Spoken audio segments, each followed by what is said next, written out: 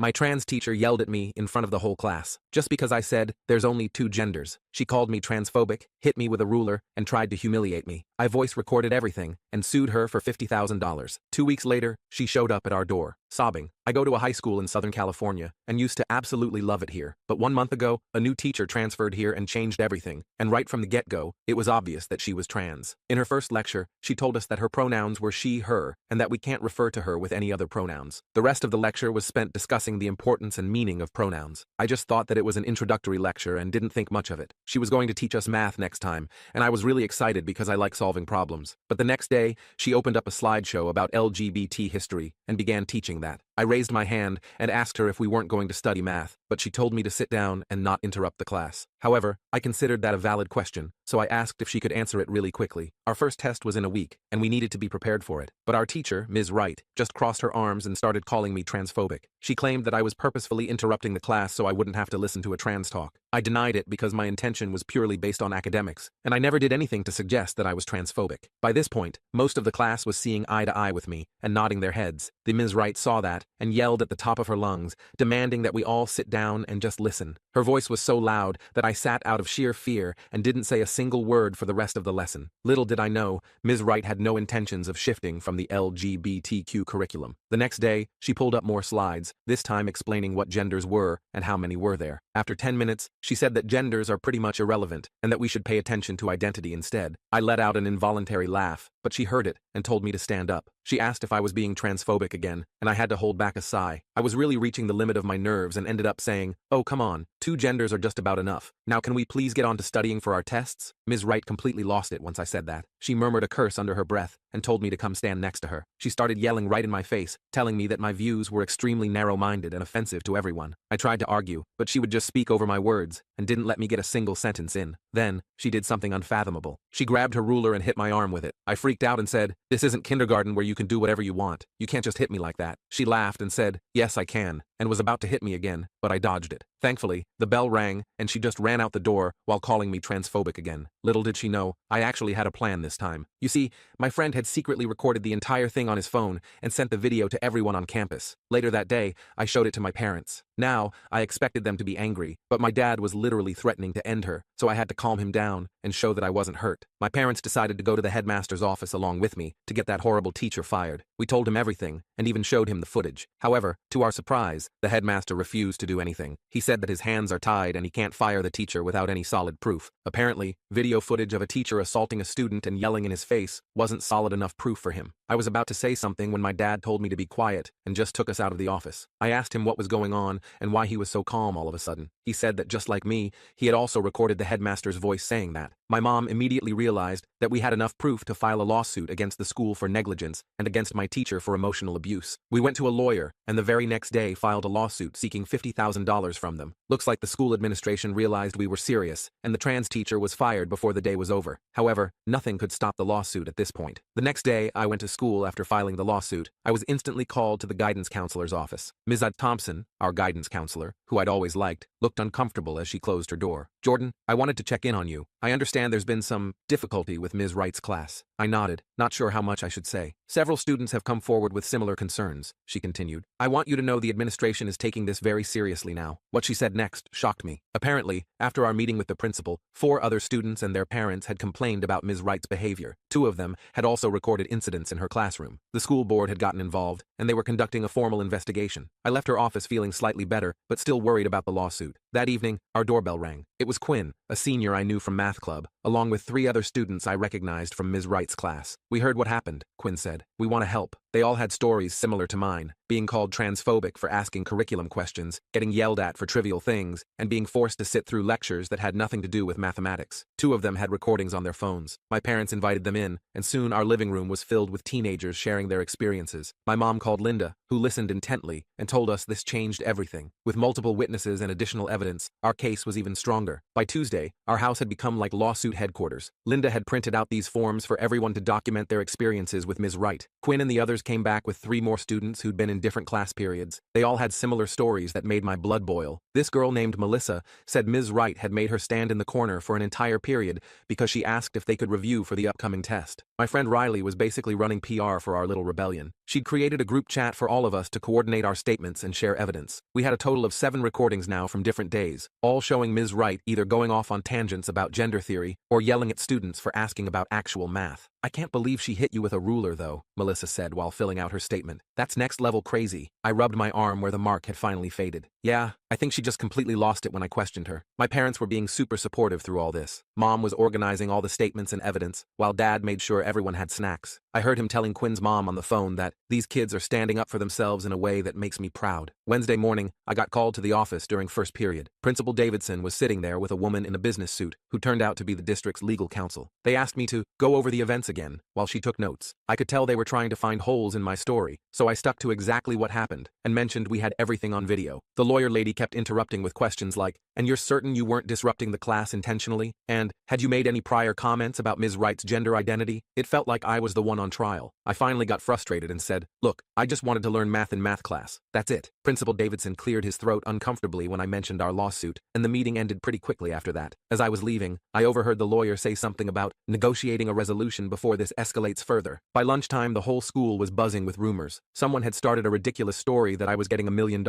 and the school was shutting down. I had to keep telling people it wasn't that dramatic. Riley sat with me and showed me some messages she'd gotten from students in Ms. Wright's other classes who wanted to come forward too. "This is getting huge, Jordan," she said. "Someone even made a TikTok about it." I nearly choked on my sandwich. "Please tell me I'm not in it." She patted my arm. "Relax, it's just some dramatic reenactment with text overlays, but it has like 3,000 views already." After school, I got a text from an unknown number. It was Ms. Wright. My hand started shaking as I read it. "You've made a huge mistake. I was only trying to educate you all. You'll regret this attack on me." I immediately showed it to my parents, who called Linda. She told us to save the message and not respond, then added intimidation of a witness to our growing list of complaints. I blocked the number, but felt uneasy for the rest of the night. Thursday was even weirder. Ms. Thompson pulled me aside in the hallway and whispered that the school board was meeting that evening to discuss our case and that I might want to prepare a statement. When I asked why she was telling me this, she just said, "Not everyone agrees with how this has been handled," and walked away. Riley and I stayed after school to work on our statements, making sure to stick to the facts. I focused on how Ms. Wright had completely abandoned the curriculum and become hostile when questioned. Riley wrote about how the classroom environment had become intimidating and how students were falling behind in math. On the way home, we noticed a small group of people holding signs near the school entrance. As we got closer, I could see they were protesting in support of Ms. Wright. Their signs had messages like, "Protect trans teachers," and "Stop teenage bigotry." One woman pointed at me and started shouting that I was canceling a marginalized educator for expressing her identity. Riley pulled me away before I could say anything. "Don't engage. They don't know what actually happened." I felt sick to my stomach. This wasn't about Ms. Wright being trans at all. It was about her hitting me and not teaching the subject she was hired to teach. But now, people were twisting everything around. When we got to my house, there were 3 news vans parked out front. Actual reporters with microphones and cameras. I froze on the sidewalk, but my mom came rushing out and ushered us inside. Apparently, someone had leaked details of our lawsuit to the local news, and they were trying to get a statement. Linda arrived 20 minutes later, looking frazzled. "This is getting out of hand," she told my parents. "The school district is trying to control the narrative by painting this as an anti-transgender witch hunt, rather than addressing the actual misconduct." She helped us draft a simple statement that focused solely on Ms. Wright's failure to teach the curriculum and her inappropriate behavior, with no mention of her gender identity. My dad read it to the reporters while I stayed inside, watching through the window. That night, I made the mistake of checking social media. There were at least 3 different hashtags about the situation, with people arguing on both sides, most of whom had no idea what actually happened. Some random adult I'd never met tweeted that I was a teenage bigot looking for attention, and it had hundreds of likes. I showed it to my mom, who immediately took my phone away and told me to stay off social media completely. "These people don't know you," she said. "They don't know what happened. Don't let them get in your head." Friday morning was the most surreal yet. I walked into school to find students wearing homemade badges, some saying, "I stand with Jordan," and others saying, "I stand with Ms. Wright." The whole thing had split the school into factions. Quinn and a few others from math club surrounded me like bodyguards, walking me to my first class. "This is insane," I whispered to Quinn. "I just wanted to learn calculus." Quinn nodded. "That's why we're supporting you. This isn't about anything except a teacher who wasn't doing her job and then went ballistic when called out on it." During third period, an announcement came over the intercom for all students involved in the Wright incident to report to the auditorium. About 20 of us filed in to find the superintendent and the entire school board sitting at a long table on stage. Principal Davidson stood nervously to the side. The superintendent, Dr. Mendez, spoke first. "We've reviewed the evidence submitted regarding Ms. Wright's conduct, including video recordings and student statements. I want to thank you all for your courage in coming forward." My heart was pounding so hard,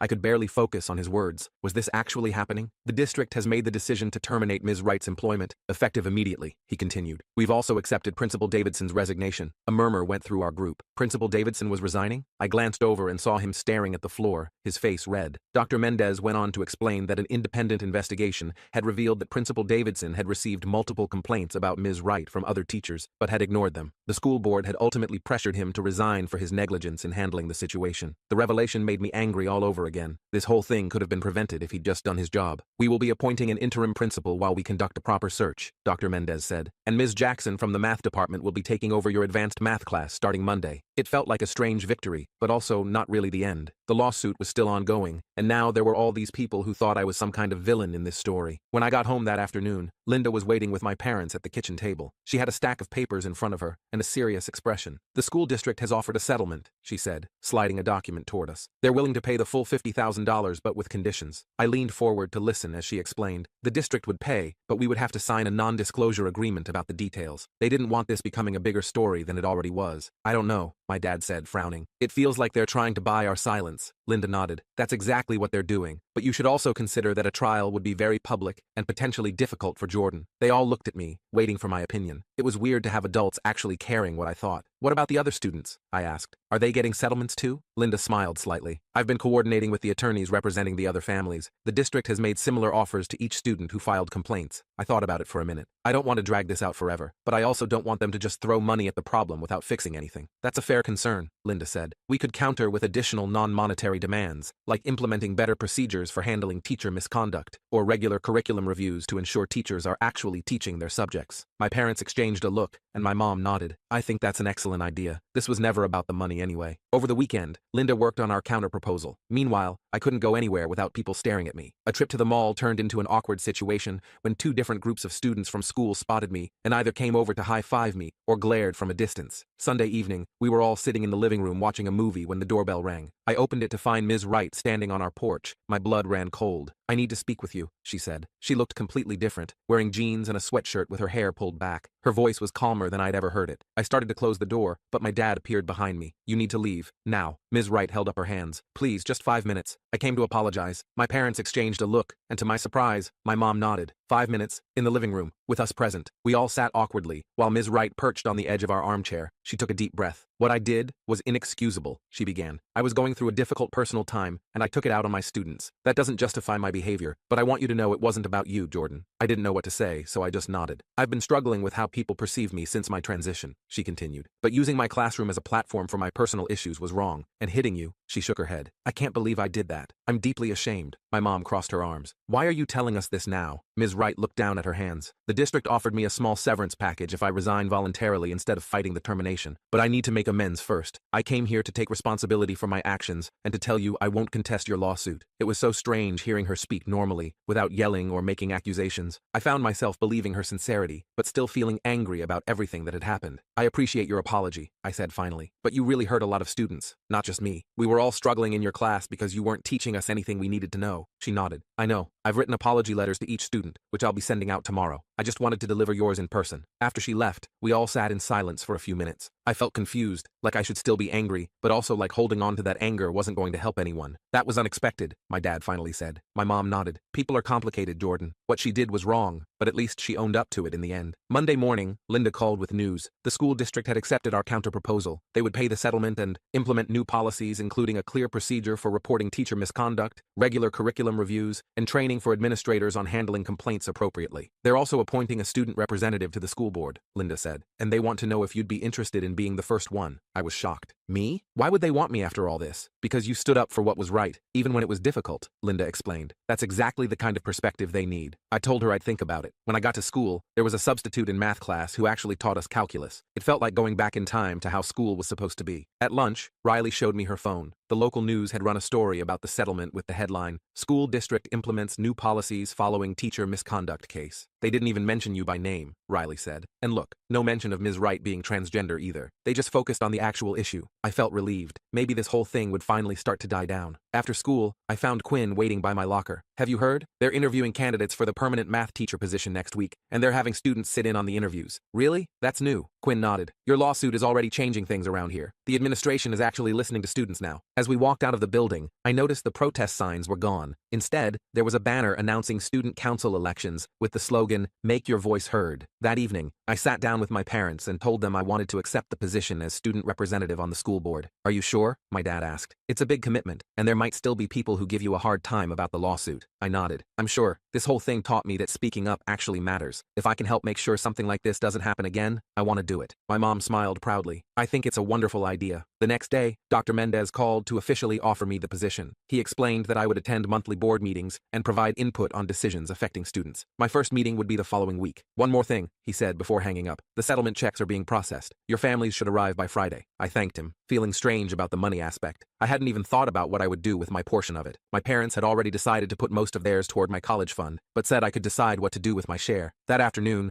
I ran into Ms. Thompson in the hallway. She smiled warmly at me. I heard about your new position on the school board. Congratulations. Thanks, I said. I'm nervous about it though. She nodded understanding. That's natural. But you know what? Sometimes the most important changes happen because ordinary people stand up when something isn't right. That's all you did. I thought about her words all day. I hadn't set out to start a movement or change school policies. I just wanted to learn math in math class. But somehow, one small stand had turned into something much bigger. By Friday, things at school had finally started to feel normal again. The new math teacher, Ms. Jackson, was fantastic, clear, knowledgeable, and actually focused on teaching us calculus. I was finally catching up on all the material we'd missed. After school, I walked home with Riley and Quinn, discussing our upcoming test. It's kind of crazy, Riley said. Remember when all we wanted was for Ms. Wright to teach us some actual math equations? And now the whole school system is changing because of it. Quinn laughed. Yeah, Jordan accidentally became a school reform activist by asking to learn calculus. I shook my head. I still can't believe how out of control everything got. All I did was ask a question. Sometimes that's all it takes, Quinn said. One person asking, "Hey, this isn't right. Can we fix it?" When I got home, there was a large envelope waiting for me on the kitchen table. Inside was a check for $10,000, my portion of the settlement, along with a formal letter from the school district acknowledging the inappropriate classroom conduct and affirming their commitment to the new policies we'd requested. I stared at the check for a long time, thinking about everything that had happened. The money felt strange in my hands, like a weird souvenir from a crazy experience I never wanted to have again. That evening, I made a decision. I called Riley and Quinn and asked them to meet me at the coffee shop near school. When they arrived, I explained my idea. I want to use the settlement money to start a student advocacy group, I told them. Something that helps give students a voice when they're not being heard. We could offer support, document issues, maybe even provide small scholarships for students who need to take additional classes to catch up when a teacher fails them. Riley's eyes widened. That's actually a brilliant idea. Quinn nodded enthusiastically. We could call it the equation, because we're trying to solve the problems in the system. I smiled. It felt right, taking something negative and turning it into something that could actually help other students. Let's do it, I said. We can start planning this weekend. As I walked home that evening, I realized something important. Standing up for what's right isn't always easy or comfortable. Sometimes it makes you the center of unwanted attention, but sometimes it's the only way things ever change. I spent the entire weekend planning the equation with Riley and Quinn. We sketched out ideas on my kitchen table while my mom kept bringing us snacks. Quinn's older sister is in law school, so she helped us figure out how to set up a proper nonprofit organization. Turns out there's a ton of paperwork involved, but we were determined to make this happen. We should add Melissa to the committee, Riley suggested while doodling logo ideas. She's good at organizing stuff. I nodded in agreement. And maybe we could ask Ms. Thompson to be our faculty advisor? She was pretty much the only staff member who supported us from the beginning. By Sunday night, we had a solid plan. Use half my settlement money as starting funds, create a website where students could report issues anonymously, and hold monthly meetings to address concerns. The remaining money would go toward scholarships for students who needed to take summer classes to catch up on material they missed because of bad teaching. Monday morning rolled around, and I was feeling pretty good about everything until I walked into school. There was a small group of students handing out flyers by the entrance. The headline read, "Justice for Ms. Wright. Stop the witch hunt." I grabbed one and saw it was full of completely false information about me. My stomach dropped. The flyer claimed I had deliberately targeted Ms. Wright because she was transgender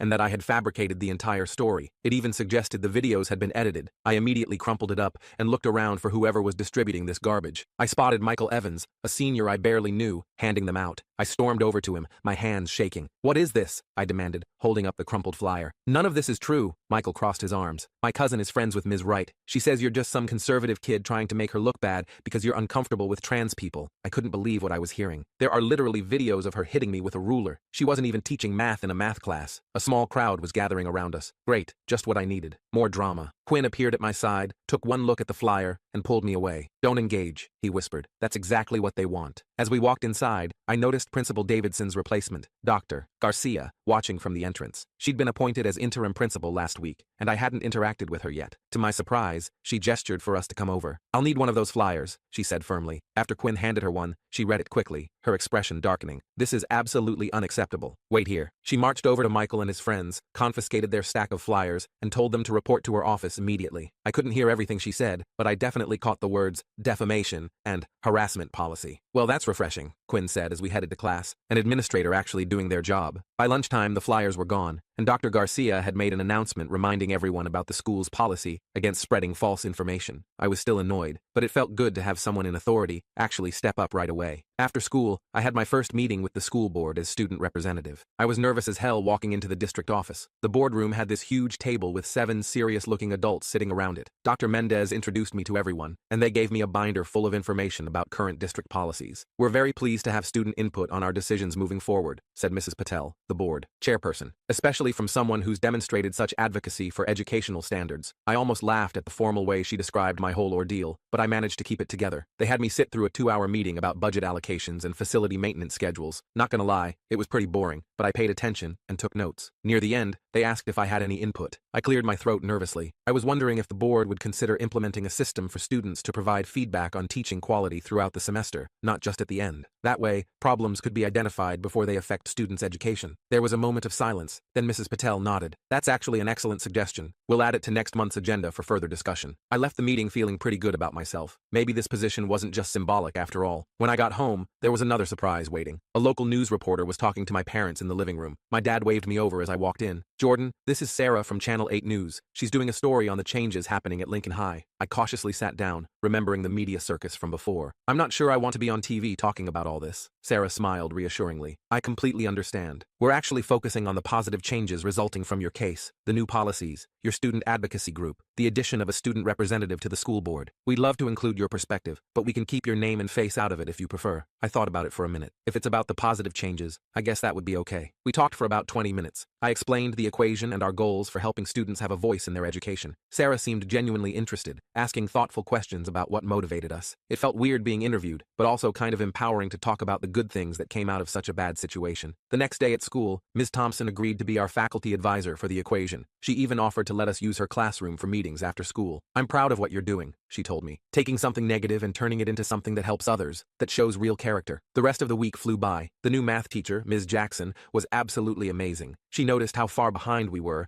and created a special study guide to help us catch up. For the first time in weeks, I felt like I might actually pass the AP exam at the end of the year. On Friday, the news segment about the changes at our school aired. They kept my face out of it as promised, just showing shots of the school and a brief clip of Quinn and Riley talking about the equation. The reporter emphasized how student advocacy had led to positive reforms. To my relief, there was no mention of Ms. Wright being transgender. The focus was entirely on the inappropriate teaching and behavior. After the segment aired, applications for the equation started flooding in. We received emails from students at other schools asking how they could start similar groups. It was a lot to manage, but Quinn set up a proper website, and Riley created an organization system for all the inquiries. The following Monday, I got called to Dr. Garcia's office. My first thought was, what now? But when I arrived, she was smiling. "I wanted to update you on some changes we're implementing," she said, gesturing for me to sit. "Based on your suggestion to the school board, we're rolling out a mid-semester teacher evaluation system. Students will have the opportunity to provide anonymous feedback, which will be reviewed by department heads." I was honestly shocked. That was fast. The board meeting was just last week. She nodded. "Sometimes the right ideas don't need much deliberation. We're also updating our hiring process for teachers to include demonstration lessons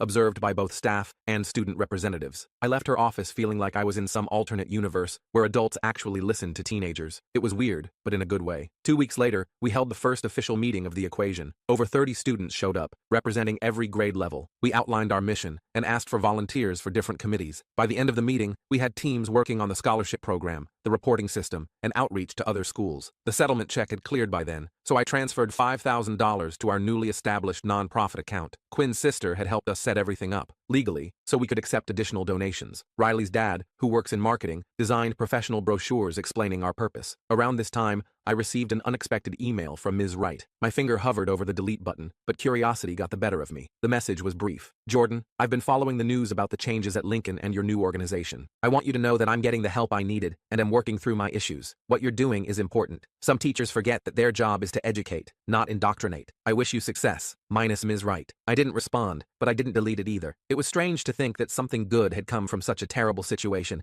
even for her. By the end of the semester, the equation had become an established presence at Lincoln High. We'd helped 3 students get the academic support they needed after a science teacher had been regularly canceling labs. We'd awarded our first mini-scholarship to a freshman who needed summer school after a long-term substitute failed to teach any actual content. The school board adopted all of our suggested policies, and Dr. Garcia was appointed as the permanent principal. The flyer incident turned out to be the only real backlash I faced. Most students either supported what we were doing or just didn't care enough to make a fuss. As for the lawsuit money, I never told anyone at school exactly how much it was. The $5,000 I didn't put into the equation went into my college fund. My parents matched it, so I had a decent start toward tuition. The Channel 8 news story ended up winning some local journalism award, and Sarah occasionally checked in for updates on our progress. Lincoln High became something of a model for student advocacy in the district, with 2 other schools starting similar programs. Looking back on those wild 3 months, it's still kind of hard to believe how quickly everything escalated from me just wanting to learn some calculus to filing a lawsuit and starting a non-profit. But I guess sometimes standing up for something basic like, hey, maybe teach the subject you're hired to teach, can spark bigger changes than you expect. The best part? I ended up getting an A in AP Calculus after all. Ms. Jackson was that good of a teacher.